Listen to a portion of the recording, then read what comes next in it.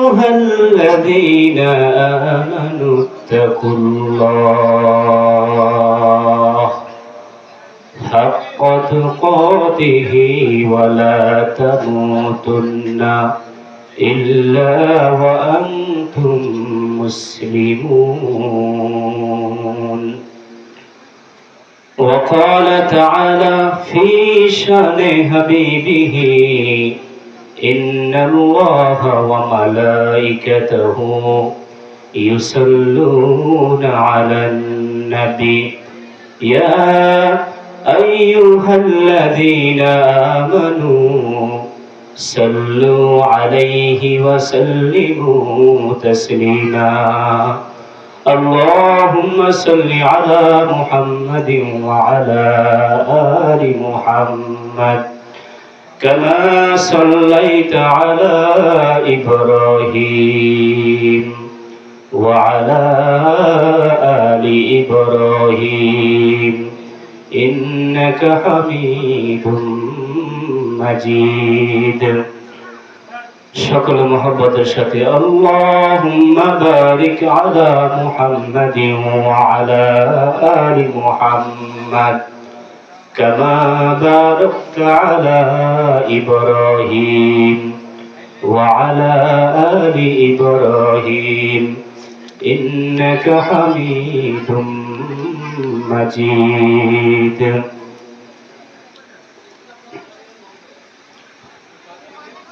ঐতিহ্যবাহী রওজাতুল উলুম আল ইসলামিয়া মিরপুর মাদ্রাসার উদ্যোগে 11তম বার্ষিক আজিমুশান ওয়াজ মাহফিল। আজকের মাহফিলের প্রধান আকর্ষণ হাফেজ মাওলানা মুফতি ইউসুফ বিন ইকবাল সাহেব দামাত বরকাতুহুল আলী। আরো বক্তব্য রাখবেন আজকের মাহফিলের মধ্যমণি বর্তলী মাদ্রাসার সম্মানিত সুযোগ্য মুহাদ্দিস হযরত মাওলানা মুফতি ইউনুস সাহেব দামাত বরকাতুহুল আলিয়া। আরো আলোচনা করবেন জসিমউদ্দিন সাহেব এবং অত্র মাদ্রাসার শিক্ষা মহাপরিচালক হাফেজ মাওলানা মুফতি বেলাল হোসাইন সাহেব মদ্দাজিল্লুল আলী। আজকের মাহফিলের মুহতারাম সভাপতি এবং সামনে উপবিষ্ট সম্মানিত মুসলিয়ান ইকরাম, সম্মানিত শ্রোতাগণ,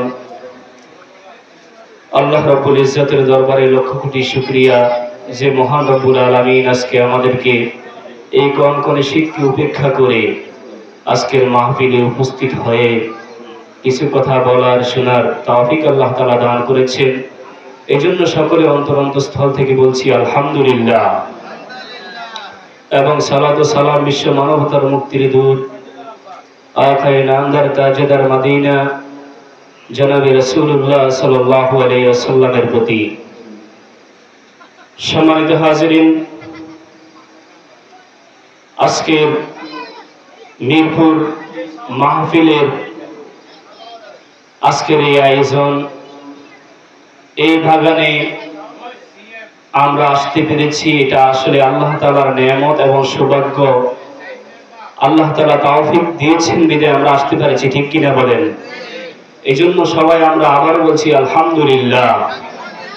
সম্মানিত হাজিরিন, আজকের এই মাহফিলের আমি আপনাদেরকে একটা এক্সাম্পল দিই।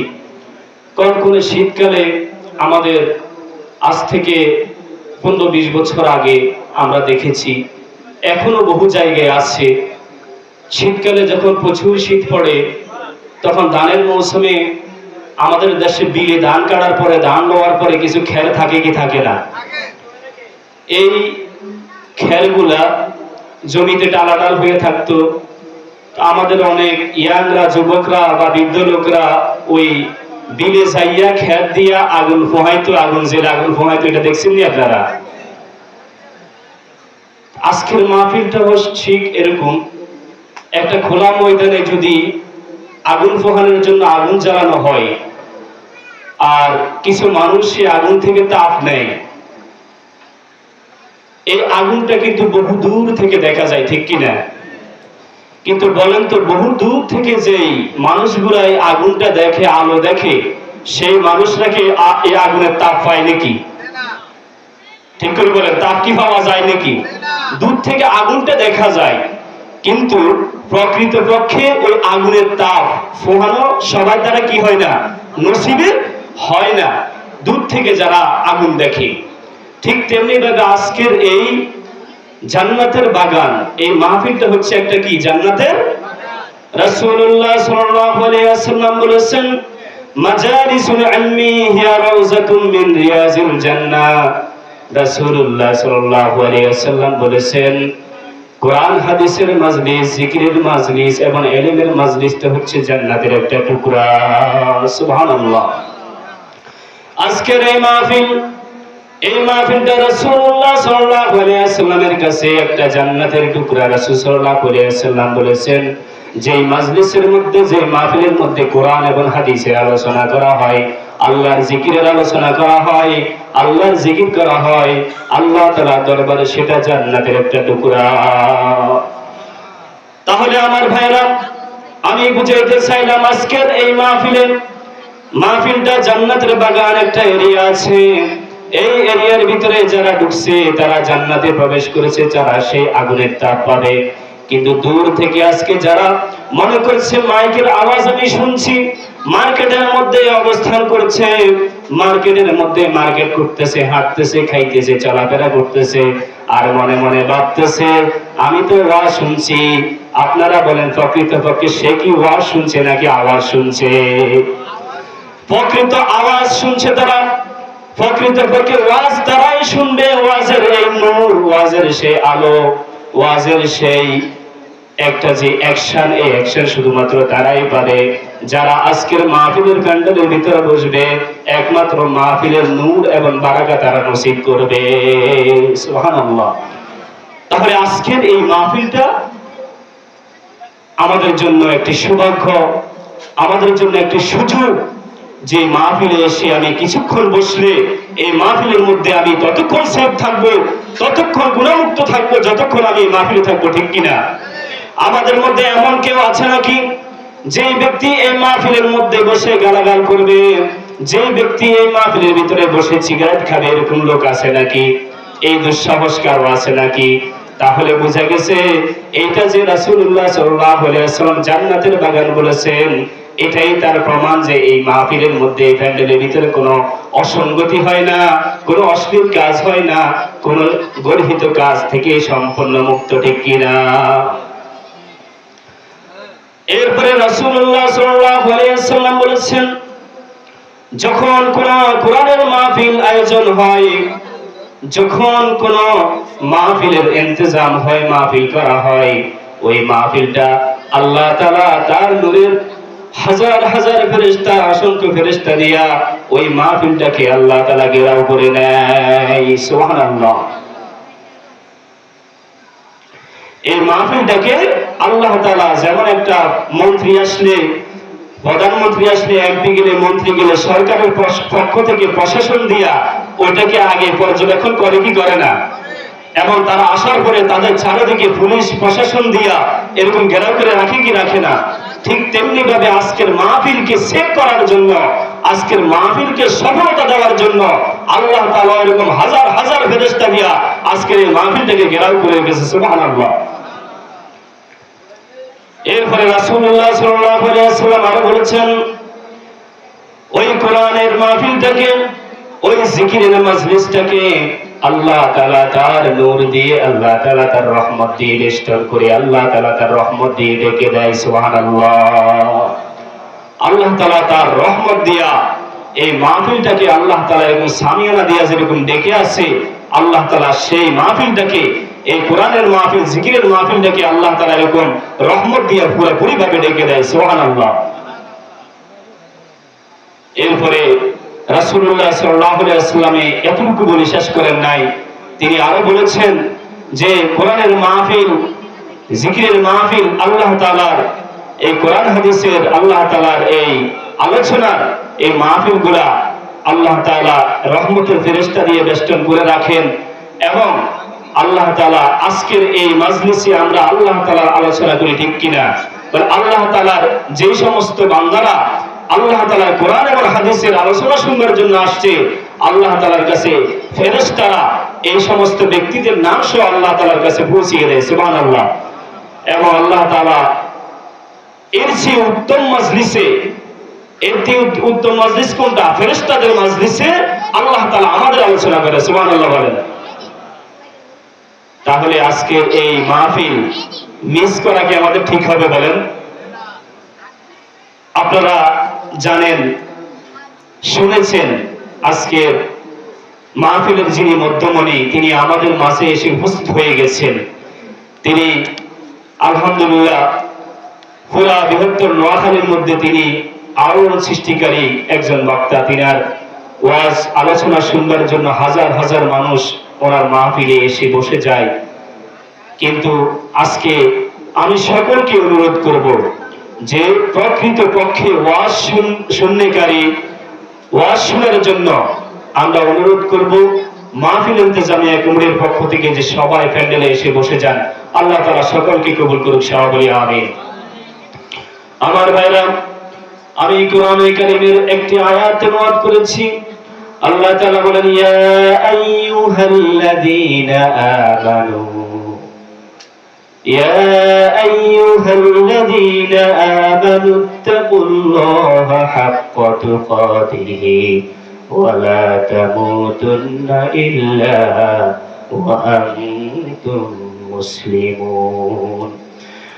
রব্বুল আলামিন তার বান্দাদেরকে, তার মুমিন বান্দাদেরকে ডাক দিয়ে বলেন, হে মুমিন বান্দারা, তোমরা আমি আল্লাহ তাআলাকে প্রকৃত পক্ষে যেভাবে ভয় করা উচিত সেইভাবে ভয় করা দরকার।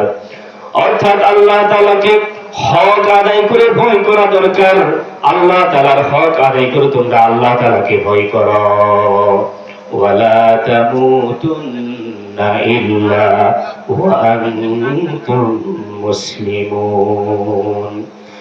রব্বুল আলামিন বলেন, খবরদার প্রকৃত মুসলমান না হয়ে কবরে আসবা না, প্রকৃত মুমিন না হয়ে, মুসলমান না হয়ে, পরিপূর্ণ আত্মসমর্পণকারী না হয়ে তোমরা আমি আল্লাহ তাআলার ডাকে সাড়া দিও না, অর্থাৎ ইন্তেকাল করো না। ইয়া আইয়াতুহান নাফসুল মুতমাইন্না ইরজিই ইলা রাব্বিকি রাদিয়াতাম মারদিয়া ফাদখুলি ফি ইবাদি ওয়াদখুলি জান্নাতি। রব্বুল আলামিন বলেন, ইয়া আইয়াতুহান নাফসুল মুতমাইন্না, তোমরা যারা আমি আল্লাহ তাআলার ইবাদত করে অন্তরটাকে প্রশস্ত করেছো, কলিজাটাকে ঠান্ডা করেছো, আমি আল্লাহ তাআলার ডাকে ইরজিই ইলা রাব্বিকি রাদিয়াতান মারদিয়া, আমি আল্লাহ তাআলার ডাকে অর্থাৎ তোমরা কবরে আসো।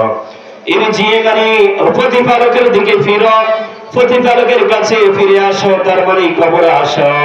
ইলা রাব্বিকি রাদিয়াতাম মারদিয়া, এমন অবস্থায় যে অবস্থায় আমি আল্লাহ তাআলা তোমার উপর সন্তুষ্ট এবং তুমি আমি আল্লাহ তাআলার উপর সন্তুষ্ট, সুবহানাল্লাহ। প্রকৃত মুমিন মুসলমান না হয়ে ইন্তেকাল করো না। যারা ইবাদত করে নিজের আত্মাকে শান্ত করেছো, প্রশস্ত করেছো, প্রশান্তি করেছো, তোমরা আমি আল্লাহ তাআলার দিকে ফিরো। আল্লাহ তাআলার দিকে ফিরার প্রথম স্থান হচ্ছে, প্রথম ধাপ হচ্ছে ইন্তেকালের মাধ্যমে কবরে যাওয়া, ঠিক কিনা? আল্লাহ তাআলার কাছে আমরা ফিরি, সর্বপ্রথম ঘাঁটি হচ্ছে কবর। কবরে তোমরা আসো এমন অবস্থায় রব্বিকি রাদিয়াতাম মারদিয়া, যে অবস্থায় তুমি আমি আল্লাহ তাআলার ইবাদত করে আমি আল্লাহ তাআলার নেয়ামতগুলো পেয়ে আমি আল্লাহ তাআলার উপর সন্তুষ্ট।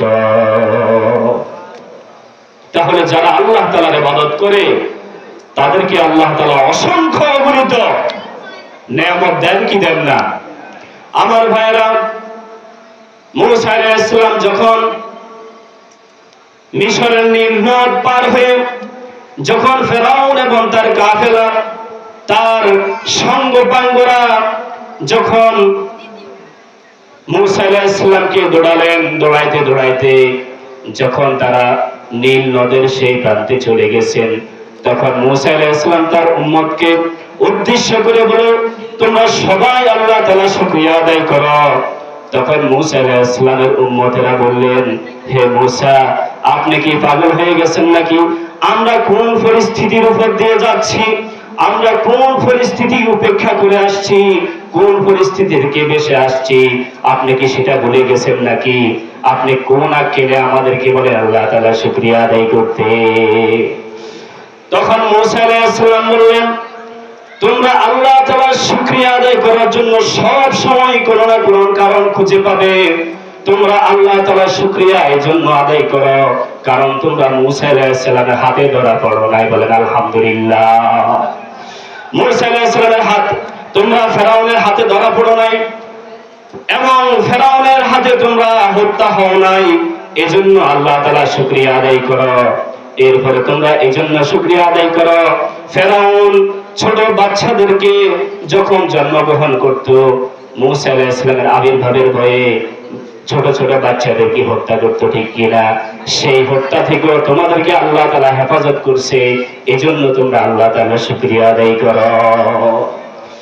আমার ভাইরা, আপনি শুকরিয়া আদায় করার জন্য সব সময় যত বড় বিপদের ভিতরে আপনি থাকেন না কেন, যত বড় বালা মুসিবতের ভিতরে আপনি থাকেন না কেন, যত বড় কষ্টে আপনি থাকেন না কেন, কিন্তু সব সময় আপনি শুকরিয়া আদায় করার জন্য আল্লাহ তাআলা কোনো না কোনো কারণ আপনার কাছে সব সময় মুক্ত করে দিবেন। সুবহানাল্লাহ। তার মানে প্রশংসা করার জন্য, আল্লাহ তাআলা শুকরিয়া আদায় করার জন্য আপনি কারণ খুঁজলে কোনো না কোনো কারণ পাবেনই। কারণ থেকে কখনোই আপনি খালি থাকবেন না, সব সময় আপনি কোনো না কোনো কারণ খুঁজে পাবেন। এজন্য যত সুখে এবং দুঃখে থাকেন, যেই মুহূর্তে থাকেন, যেই অবস্থাতেই থাকেন, সব সময় শুকরিয়া আদায় করতে হবে একজনের। কার? বলেন আল্লাহ তাআলার। আল্লাহ তাআলা আমাদের সকলকে সব সময় আল্লাহর কাছে আত্মসমর্পণকারী হিসেবে আল্লাহ তাআলা আমাদের সবাইকে কবুল করুন এবং সব সময় আল্লাহ তাআলার প্রশংসার মাধ্যমে আমাদেরকে কনাত, তুষ্টি আল্লাহ তাআলা অনুভব করার তৌফিক দান করুন। হাযা মা ইনদি ওয়াল ইলমু ইনদাল্লাহ। আসসালামু আলাইকুম ওয়া রাহমাতুল্লাহি ওয়া বারাকাতুহু।